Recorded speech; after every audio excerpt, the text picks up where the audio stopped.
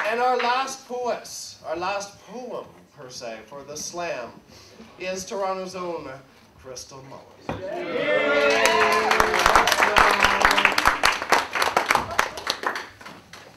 Amanda and I are going to do a little duet, if that's okay with everybody. I think I'm on that side. Yeah. So we're not going to really care about time. Who here, first of all, thank you so much for having us. We love being at this festival. Secondly, who has ever had a crush on somebody? Nope. And who has ever had a crush on somebody who didn't have a crush on them back? That's what I Nice. So this poem goes out to you. Amanda and I are shockingly never getting any action. Shockingly great at liking people who don't like us back. So. I wish you could get paid for that. I'm a bad omen. How much do I get? You're hired.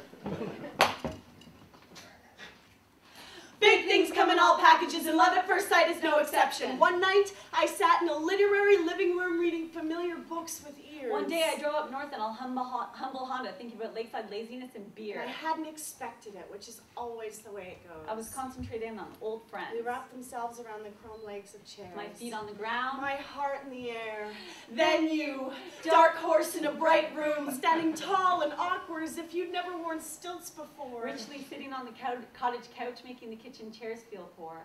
And when you spoke, I watched words bend into cranes that flew through the windows into past lives so full they flowed over into today's soil and fed the elm trees. Because you climb language like it's Babel, and you're just a couple feet from the top, and while you're there, I want you to tell my great-grandmother that I still wear her green dress, but I'm too small and shy to speak over your poetry. You make music like the Greeks built civilizations. You're tall enough to reach the top shelf vodka, so lean you must freeze in the cold. And if I could, I'd take two of you just to watch you harmonize with yourself. And those glasses you wear make me want to write librarians around the world and say, thank you for starting that trend!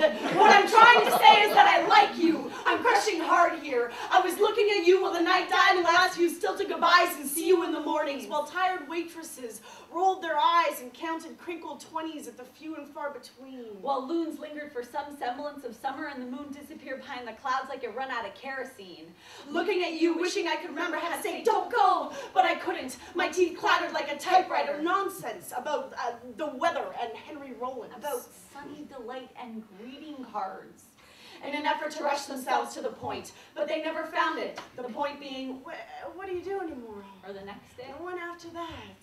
But two sullen words caused big interruption in my journey. Like a traffic jam of sentences all rear-ended in this paragraph pile-up. 2 words. Stopping time. Like heightened, unreached orgasm. Your girlfriend? Your girlfriend? My friend that's a girl? No! That's not what you said! You said girlfriend! Like girlfriend that makes you lunches when you work late and have to wake early kind of girlfriend. Girlfriend who cooks curry from scratch and knows your email password? Girlfriend that's seen you cry and still thinks you're strong. Knows your preference for coffee, literature, the mandolin, road trips, girlfriend. And I bet she's a picture with a million words. And that probably doesn't seem like a high enough number. And the thing about it is, I'm not a homewrecker. Nor would I imagine that you have a home that could be destroyed. So, Dark Horse, there is no point. And all I can say is that big things come in all packages. And then when you ride off into the sunset, I'll be waving goodbye with one hand and trying to reach for the top shelf vodka with the other.